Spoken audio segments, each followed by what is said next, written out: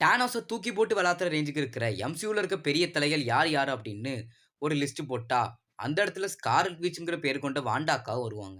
சும்மா டானோஸோட கதைய முடிச்சிடலாம் அப்படின்னு எதிர்பார்க்கும்போது, சும்மா கிட்டத்தட்ட நெருங்கியிருப்பாங்க அந்த ஒரு விஷயத்திலயும். ஸோ, முடிச்சிட்டாங்க அப்படின்னு நம்ம நெனச்சிட்டு இருந்தா, பைத்தியக்கார பையன் ரெயின் ஃபயர்ன்னு கத்தி தொலைஞ்சிருப்பான். நெருப்பு மழை. அடுத்ததா நம்ம அக்கா மார்வெல் தான். அக்காவ குறை சொல்லவே முடியாது. சும்மா வெற்றிமாறன் படத்துல சொல்ற மாரி, அவன் பொருள எடுத்து அவனே போடணுங்கிற விஷயத்த அக்கா ரொம்ப முன்மரமா எடுத்துட்டாங்க போல இருக்கு. ஃபைட்ட பார்த்துட்டு இருக்கும்போது கூட, திடீர்னு அக்காக்கு சூட்டு கிடைச்ச மாரி, வென்னுன்னு தெரிச்சுக்கிட்டு இருக்க அக்காவ, பவர் ஸ்டோன் எடுத்து அக்காவ தெறிக்க விட்டு பறக்க விட்டுருப்பான்.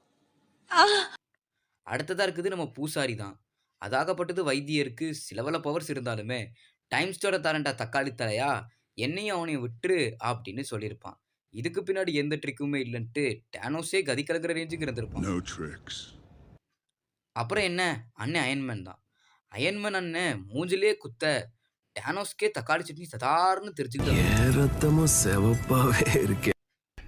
அப்புறம் தலைவன் ஸ்னாப் போடும்போது, என்னதான் அவனுக்கு இந்த போட்டியில ஜெயிக்கிற மாரி நடந்து தோத்து போயிருந்தாலுமே, கடைசி வரைக்கும் அவனுங்க எழுதின அந்த ஸ்லோகன்